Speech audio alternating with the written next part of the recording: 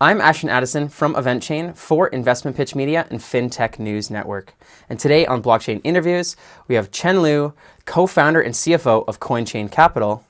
Chen, it's a pleasure to see you again. Happy New Year and welcome to the show. Happy New Year. Thanks for having me, Ashton. You're very welcome. Let's talk a little bit about what's going on in 2019 for CoinChain Capital.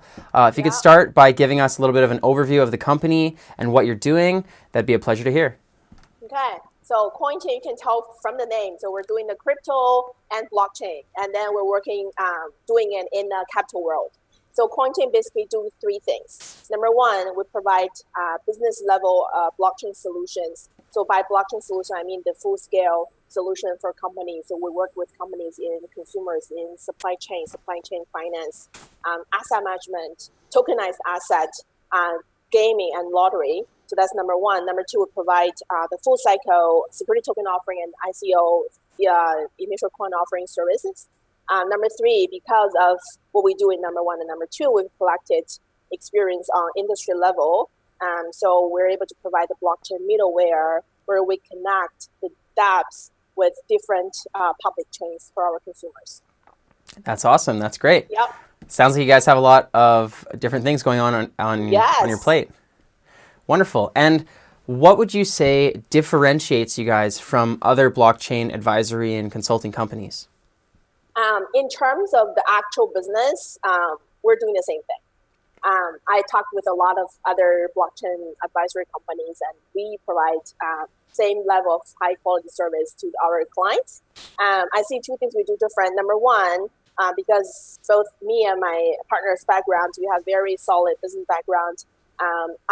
I'm also a finance professor. I do a lot of strategic business consulting, my own experience working in the capital market, so we understand the business part.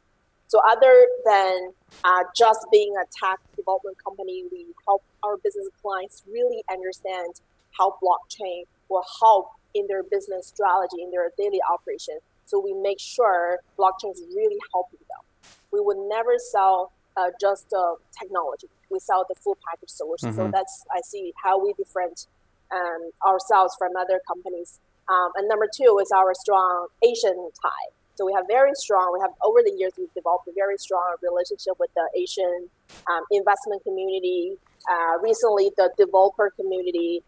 So we have a full ecosystem. We have a lot of friends over there. So that's how we're able to help some of our clients locally here in North America or even South America to get into the Asian community. That's great, Chen. And you're right.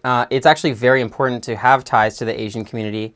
And I've spoken there a few times throughout 2018, and I noticed that they seem to be really far ahead. There was a lot of companies being incubated and integrating with blockchain technology, especially around Southeast Asia. And that's something that the North American people that are just focused just on North America, they're really missing out if they're not getting into that global audience, right? Yeah, because the economy is growing very fast over there, and then they're very adaptive to changes. For sure. They embrace the new technology. You got it. And that's great. And I love that. And that's allowing the crypto economies to grow even faster as well. Exactly, yes.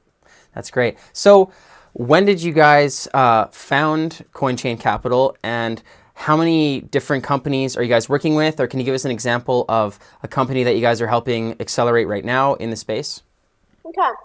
So we founded CoinChain in early 2018. It's actually February 2018. And since then, we worked with companies in different industries. So one of the exciting projects we're currently working on is called Everball. So forever and ever, Everball. So it's a crypto. So we put the Brazil National Lottery onto the blockchain.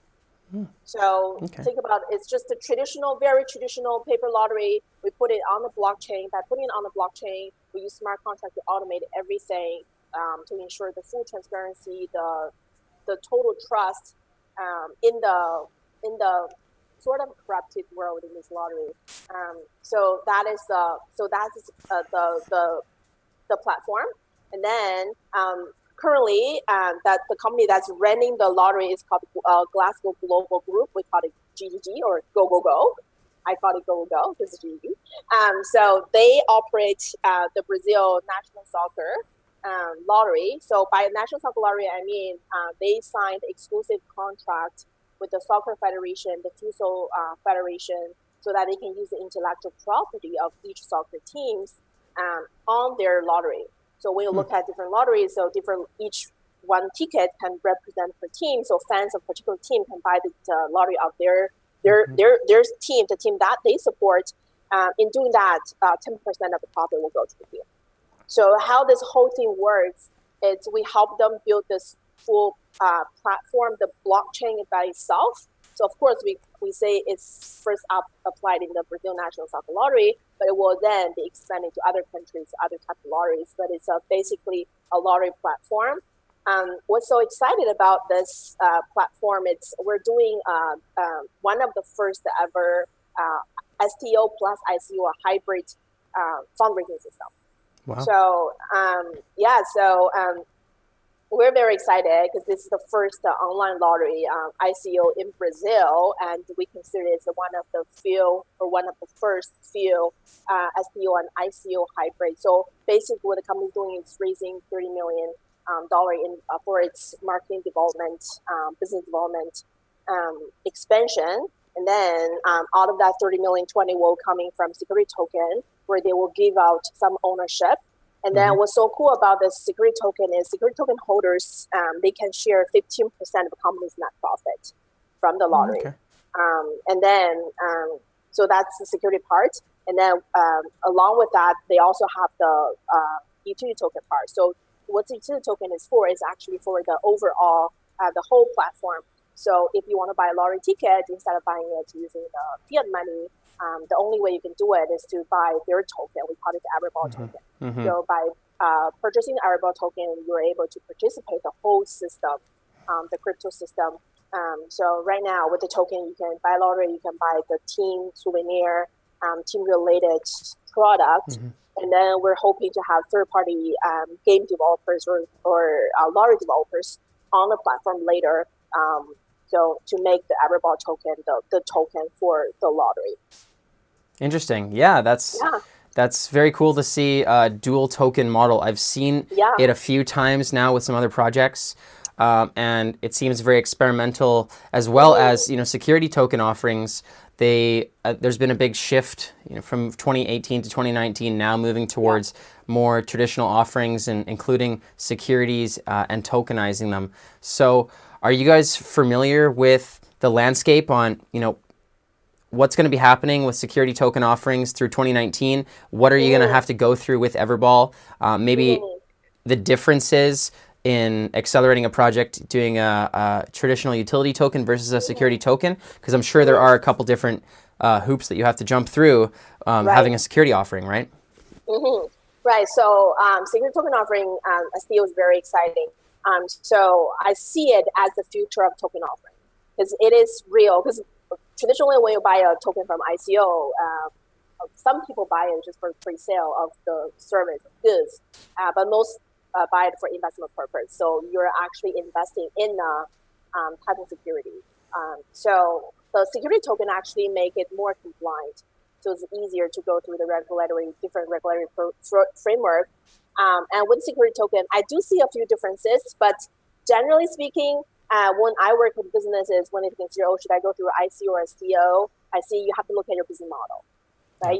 Whether you're doing an ICO or STO, you have to have a very good business model. You have to be profitable. You have to be able to sell your product and service, right? It's just that you give your investor different things. If you use the ICO, you have to provide them with goods and service and make sure you have a limited supply and then increasing demand. You have to find ways to boost your demand. Whereas with security token offering, whether you're doing it with a bond, securitized bond or securitized stock, you're actually giving out your profit. So it's very critical.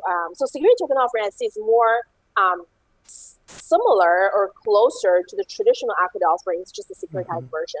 So the same way when you're raising fund, when you're telling the story to the investor, you really have to show the company has potential to make future profit. So I see that's the critical thing. And then now with security token offering, investors are accredited investor, which means they're more sophisticated.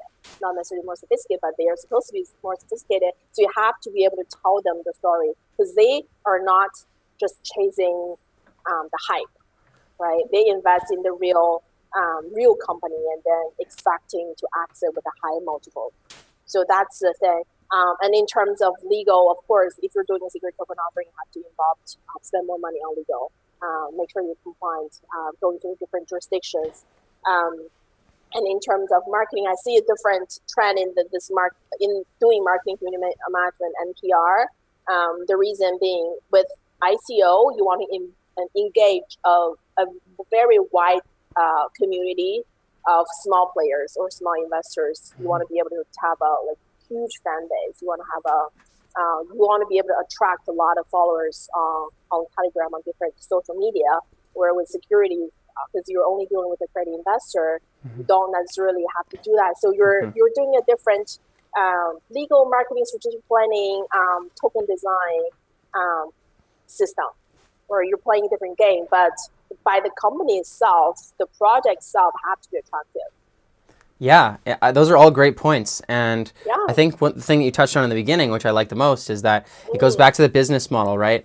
Exactly. And there's been a lot of tech startups that are developer focused and they have great development skills, but really it comes down to having a business proposition that adds value where the company can derive profits from that and integrating blockchain at the same time, right? I've seen numerous amount of projects that their business model is that there's some appreciation of a token, but that's not a business model, right? No. So that's really important to stress, and I'm glad that you guys are stressing that to your clients. Yes. Thank you. So 2019 is a big year. We just started, and there's lots of goals. What are some of the goals that CoinChain Capital is looking to achieve, and what are you guys planning on doing in the first 6 months and year of 2019? I say keep up with the good work. So I see us because I talk about the three things we do, right? So number one, for our blockchain solution, so we see it is a bear market. We don't have right now. We don't see a lot of clients coming to us as before. But I know when it's bear market, you just gotta come down and do more research. Sure. This is a good time for us to really lay down, dig deeper, do more serious research development. In terms of technology, we're gonna keep doing our blockchain middleware, focusing on blockchain security, smart contract audit, exchange security, wallet security, doing more of the development work, and then more on the business side, token design side. We're gonna work more on really understand the STO, really understand the token, what's driving the token, really understand the model. So it all goes back to understand the business, understand the industry. Because you say, oh, we're doing a token offering. We're in this industry, we're in the high-tech industry, but each high-tech industry is different. You have to really understand the industry, really understand the economy, understand the market, understand the investors' perspective. So that's our goal. We want to, of course, we want to do more of business development, pay more business clients, good quality business clients, because we are providing advisory services. We do. Our reputation really depends on what type of clients we help, right? So that's our overall plan. And then plus maintain our tight relationship with this crypto community. I love this crypto community. So if you look at this, I see people help each other. We work as a team. So we work close with different exchanges, market makers, different crypto funds, developer communities, and people like you guys. I love you, like VC and your program. So we're going to work more together. Thank you so much, Chen. I appreciate the kind words. And I'm looking forward to seeing what you guys are doing in 2019. And that you did mention you guys are looking for more potential clients for development, acceleration. If there are some potential clients or people that are looking to incubate their projects that are watching this, what's the best way for them to contact CoinChain? So best way is to go to our website, coincc.ca. They can leave a message there, or they can just Google myself or LinkedIn myself, Dr. Chen Liu on LinkedIn, and then I'm happy to connect. Wonderful. Well, it's been great speaking to you, Chen. I really appreciate you taking the time and speaking to us about CoinChain Capital today. And let's do another follow-up in the next month or two, and we'll see where the crypto market's at and how the space is accelerating. So I'm really excited for that. But for until next time, thank you so much for your time.